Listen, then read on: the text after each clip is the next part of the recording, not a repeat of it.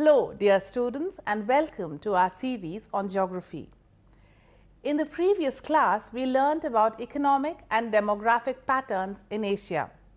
Today we shall learn about traditional vocations and ethnic races in Asia. We will thus touch upon ethnic races and their regional origins, agro-meteorological roots of traditional vocations, specialization of skills for livelihood in Bronze Age and Stone Age, traditional agro-meteorological livelihoods, and Asia as a multicultural ethnic pot. Ethnic races and their regional origins.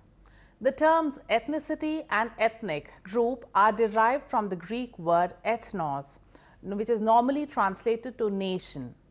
The terms refer currently to people thought to have common ancestry who share a distinctive culture.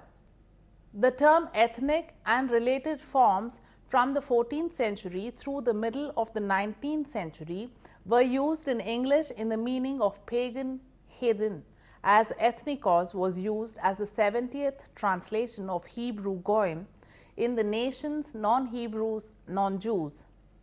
The modern meaning emerged in the middle 19th century and expresses the notion of a people or a nation. The term ethnicity is of 20th century coinage, attested from the 1950s. The term nationality, depending on context, may either be used synonymously with ethnicity or synonymously with citizenship in a sovereign state.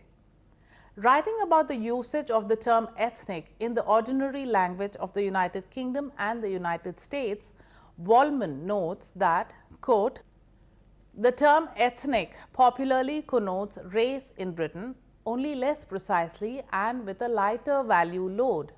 In North America, by contrast, race most commonly means color, and ethnics are the descendants of relatively recent immigrants from non-English speaking countries.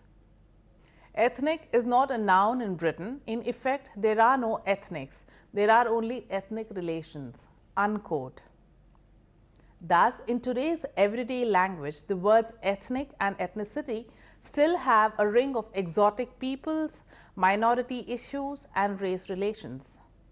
Within the social sciences, however, the usage has become more generalized to all human groups that explicitly regard themselves and are regarded by others as culturally distinctive.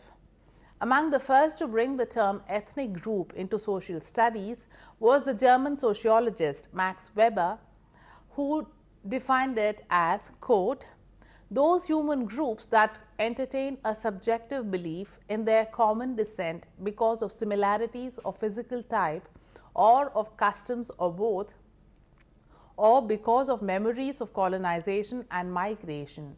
This belief must be important for group formation. Furthermore, it does not matter whether an objective blood relationship exists." Unquote. Whether ethnicity qualifies as a cultural universal is to some extent dependent on the exact definition used. According to Challenges of Measuring an Ethnic World, Science, Politics and Reality, ethnicity is a fundamental factor in human life. It is a phenomenon inherent in human experience. Many social scientists, such as anthropologists Frederick Barth and Eric Wolf, do not consider ethnic identity to be universal. They regard ethnicity as a product of specific kinds of intergroup interactions rather than an essential quality inherent to human groups. Human races, like all natural populations, change continually. Several processes play an important part in the formation and change of races.